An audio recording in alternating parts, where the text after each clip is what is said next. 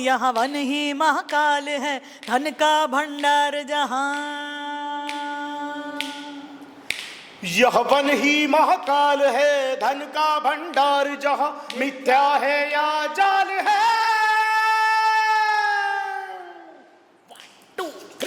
यह इंद्रजाल है, यह इंद्रजाल है, यह इंद्रजाल है, यह इंद्रजाल है, यह इंद्रजाल है, यह इंद्रजाल है, यह इंद्रजाल है, यह इंद्रजाल है। नमस्कार, मी गौरव चाटी, संगीतकार आणि गायक या गाण्याचा. नमस्कार, मी सुवर्णा तिवारी, मी गायिका या गाण्याच्या. नमस्कार, मी उदय साळवी, या गाण्याचा अरेंजर अँड प्रोग्रामर. नमस्कार, मी नामदेव मुरकुटे, हे गाणं ऐकणारा. मी सुद्धा हे गाणं ऐकणारा. ओके, मंगेश वैती. पहिले तुमचं तर स्वागत आहे आमच्या चॅनलवरती. काय सांगाल की इंद्रजाल आता गाणं ऐकल्यावरती सुद्धा अंगावरती काटा आल्यासारखा होतोय. सो कशी झाली होती ह्याची बांधणी, आणि तुम्ही आता रायटर आहात या फिल्मचे, सो काय सांगाल की सुरुवात कशी झाली होती? ज्यावेळेस चित्रपट लिहिला त्यावेळेस याच्यामध्ये कुठलंही गाणं नव्हतं. गाणं लिहिलं गेलं अशा सिच्युएशनला आम्ही जिथं शूट करत होतो तिथे आमच्या ह्याचा गीतकार तिथेच होता.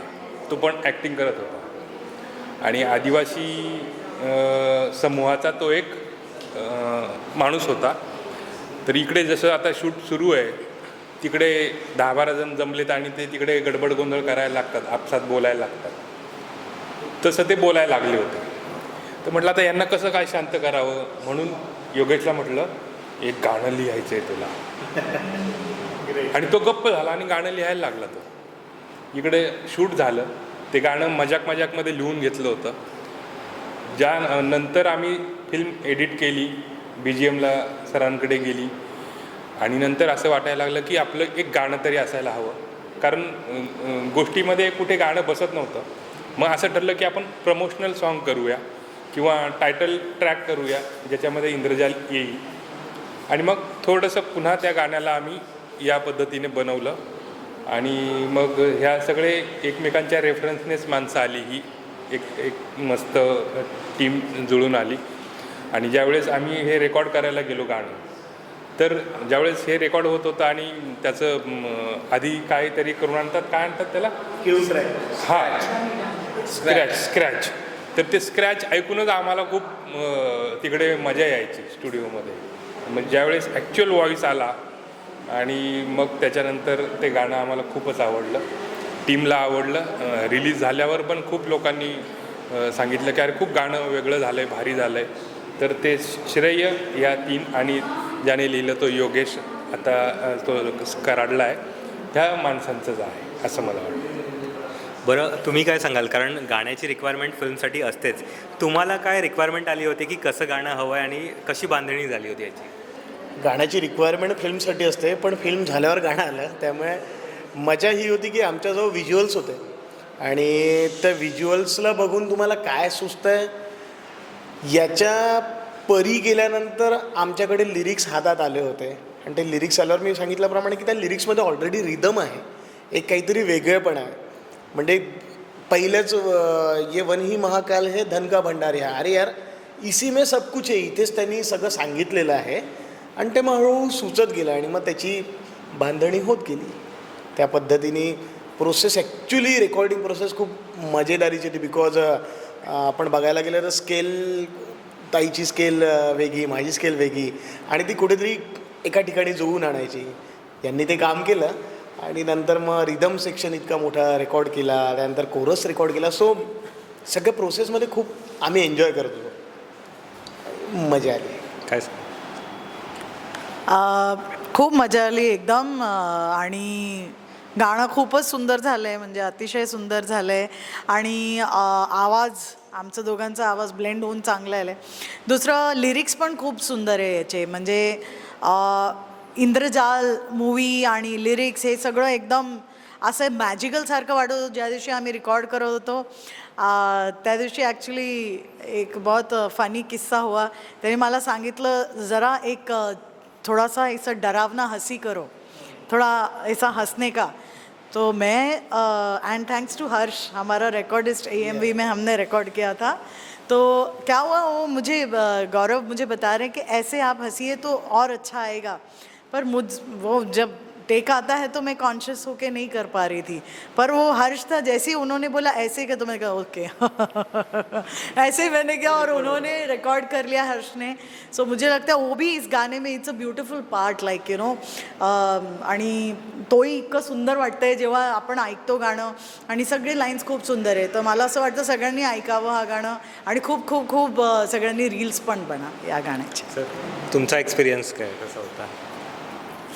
माझं तर ह्या लोकांनी वाढूनच दिलं होतं मला, गौरवनी.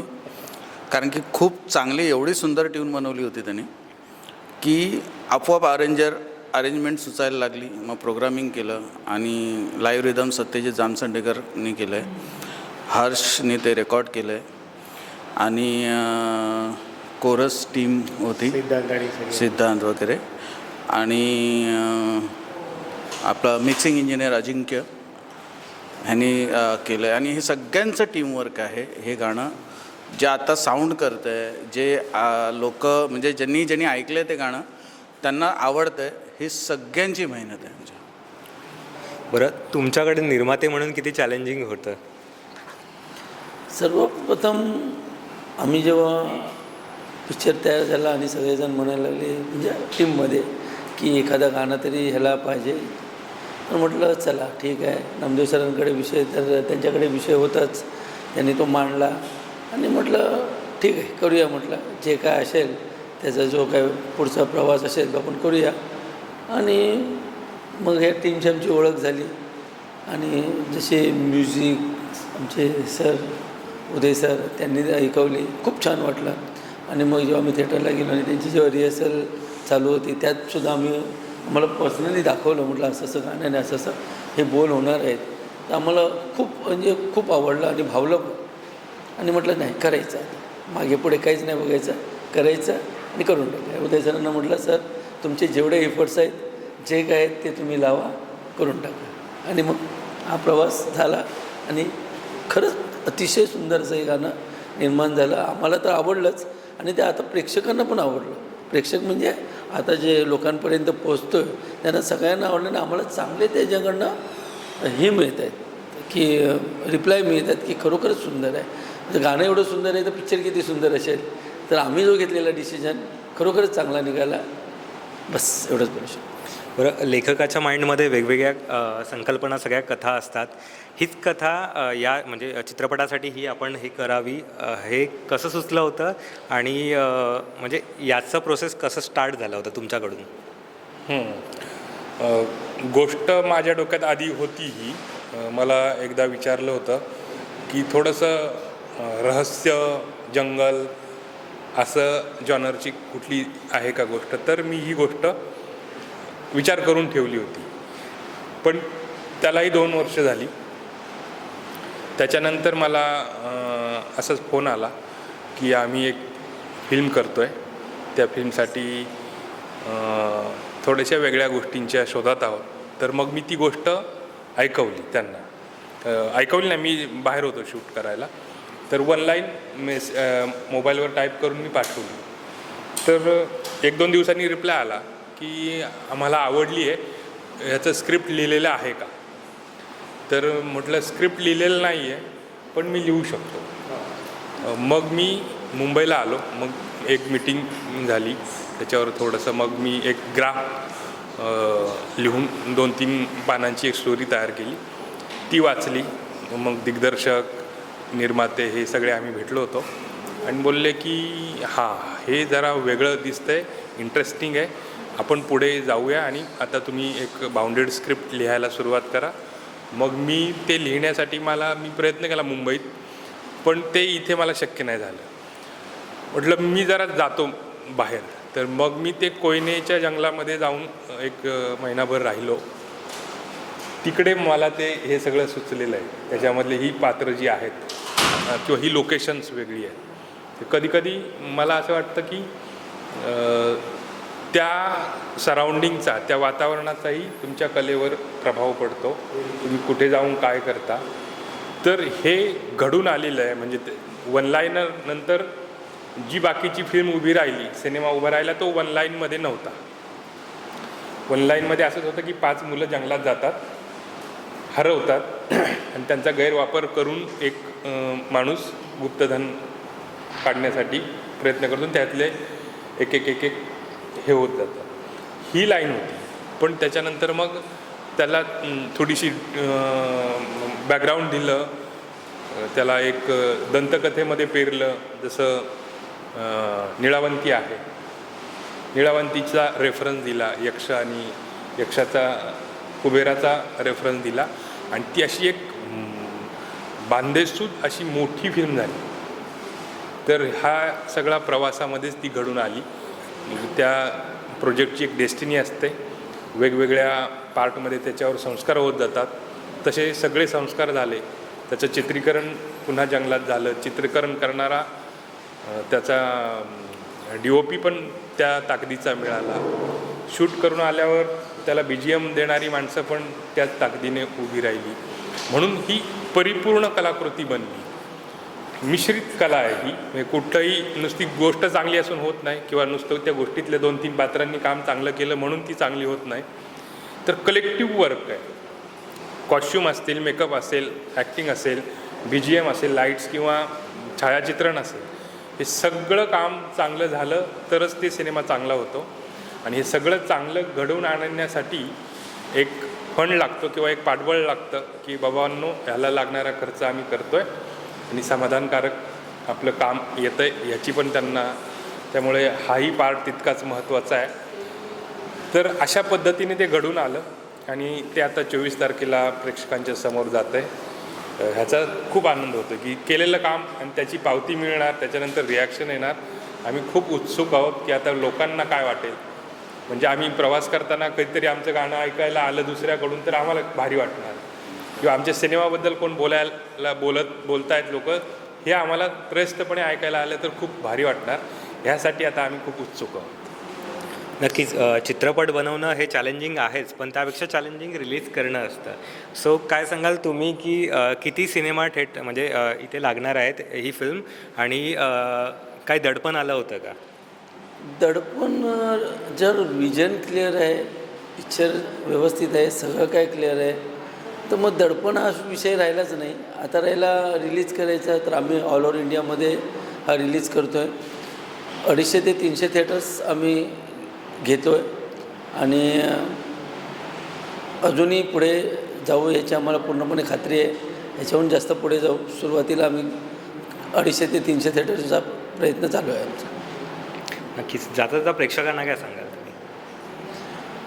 प्रेक्षकांना हेच म्हणेन की होतकरू मुलं आहेत, सर्व नवीन नवीन कलाकार आहेत आणि त्यातूनही त्यांनी केलेलं काम अतिशय सुंदर आहे. तर आणि हा पिक्चर थिएटरला जाऊन बघा, कारण प्रत्येकाची मेहनत आहे. BGM अतिशय सुंदर आहे. लोकेशन्स बघण्यासारखे आहेत. जे तुम्हाला फॉरेनचे लोकेशन आहेत त्यापेक्षा आपल्या भारतात खूप सुंदर सुंदर लोकेशन्स आहेत. बाहेर जायची गरजच नाही आपल्याला.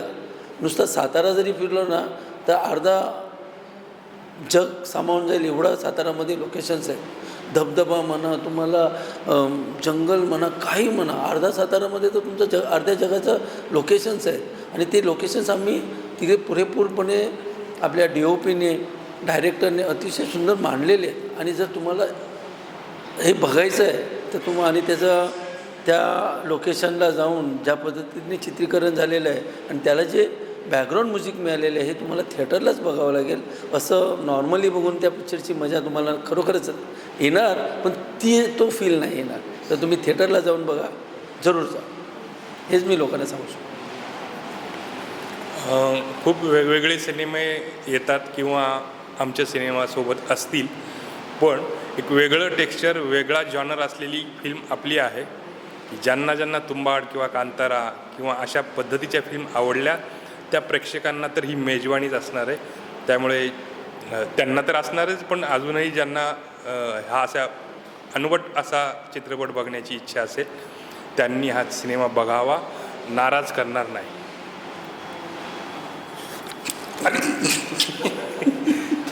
थांबा. असाच चमत्कार पण आहे आमच्या हो. ह्या पिक्चरबद्दल बोललो तर बोलायचं झालं तर हा पिक्चर तुम्ही डोळ्यांनी पण बघा, कानाने पण ऐका आणि तुमच्या अंगावर गुजबम हे नक्की येतील. आणि हे तुम्ही 24 तारखेला अनुभव करा आमच्याबरोबर. आणि प्लीज प्लीज थिएटरला जाऊन बघा. इंद्रजाल सगळ्यांनी थिएटरमध्येच बघा. 72 mm स्क्रीनवर जी काही मजा येते ना, आणि जे अंगावर येतं सगळं म्युझिक, एक एक पात्र, त्याची मजा घ्या. सगळ्यांनी मेहनत केली आहे आणि सगळ्यांनीच जीव ओतून काम केलं आहे, सगळ्याच डिपार्टमेंटनी. सो प्लीज सगळ्यांनी थिएटरलाच बघा, मजा येणार. सगळ्यांनी थिएटरला जावं आणि इंद्रजाल बघा, आमचं गाणं ऐका आणि खूप खूप खूप एन्जॉय करा. थँक्यू.